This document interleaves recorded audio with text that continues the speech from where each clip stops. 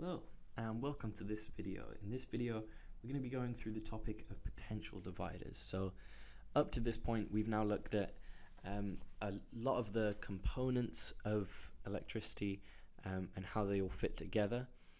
Now we want to try and look at, if we know what the purpose of the circuit would be, how would we figure out what components we need to put in and how we need to arrange those components. Okay, and that's what a potential divider is for. So the whole idea of a potential divider is that in its simplest form, so potential dividers can get quite big and quite complicated. The simplest idea of a potential divider is that it is some sort of EMF source. Okay, so usually just going to be a battery, but to be general, it's an EMF source with two resistors in series. And the reason this works as a potential divider, so something as simple as this could act as a potential divider. And this is because the total EMF here, as we remember from Kirchhoff's laws, is going to get split into two different potentials. Now, if you want to use Kirchhoff's laws to try and utilize one of these potentials, each of these will have a different resistance, so R2 and R1, and we can choose these resistances in order to basically program what potential we want. So essentially we can say that if we were to put anything between these two terminals, X and Y, it would have the potential V1. Okay, so our whole idea of a potential divider is that it divides the potential of the EMF source. Okay, now the uses of these can be quite variable, you could say, because you could have some that act as just safety devices, so that we limit the amount of potential going through to one component by itself. Or sometimes we can have potential dividers that act as controls, where we can alter some sort of input or output. Now the EMF sources with two resistors, if these two resistors are fixed resistors, we can never actually change the input or output of these things. So this will usually be just as a safety setup, and whatever is across Y and Z would have a potential V2. Okay, and we could just choose what these resistances are. Those would define what V1 and V2 are, and then we could put components in parallel to each of these resistors. If we wanted to be able to change something, change one of these voltages or both of these voltages, we would have to then change the resistance. And so what we can do is we can add in something called a variable resistor. Okay, and a variable resistor has the symbol that looks a bit like this, and it's got an arrow through it. And basically, if you were to look at what a variable resistor looks like in real life, regular resistors tend to just be like small little components that you can put into a circuit, so they are literally like this big. They're a bit more defined than this ball that I've just drawn, but you get the idea. Whereas variable resistors can be like 30 centimeters or longer. They can be quite big, and they are essentially the ones that you'll use usually in your labs will look something like this, and you'll have some sort of cap on the end of it with some connector to the circuit, and then you'll have a cap on the other end with some other connector to outside of the circuit, and you'll have some sort of slider. Now this slider has a metal contact, and what you have here is a coil of wire, and moving this metal contact along the wire is going to change the length that the electrons have to travel through. And if we alter the length that the electrons have to travel through, we're altering the resistance, because if you remember back to the resistivity equation, if we alter our length, we're altering our resistance, because this has to stay constant. So if we increase the length, we're going to increase the resistance. So when it's fully across, we have that variable resistance, maximum resistance, and we can literally just move this slider across to basically choose how much potential we want to be across that variable resistor. This can be used for things like volume controls. So let's do a volume control. It could also be a control of brightness.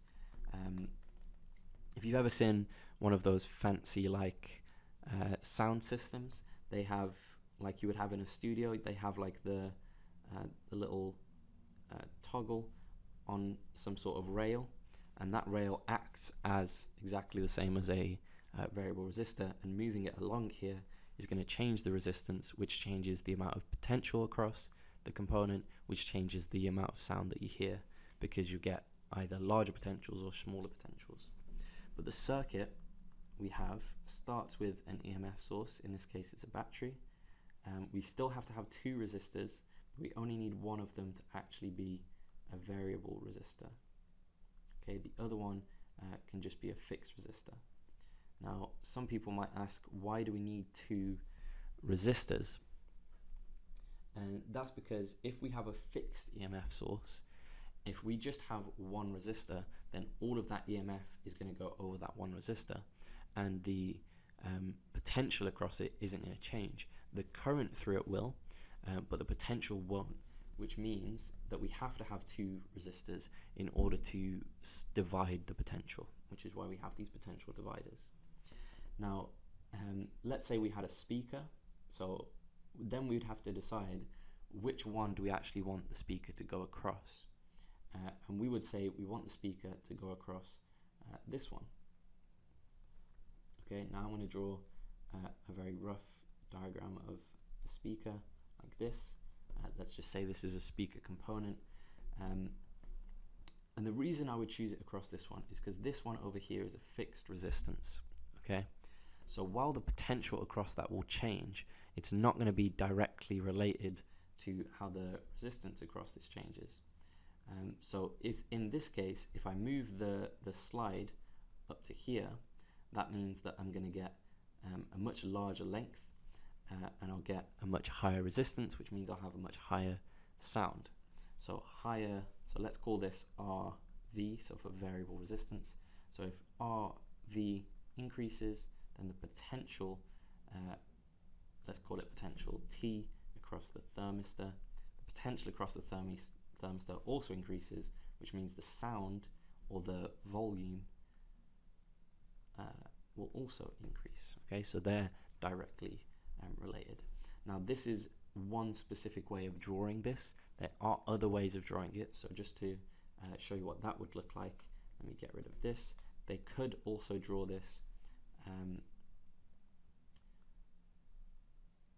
like this. So this is still your variable resistor.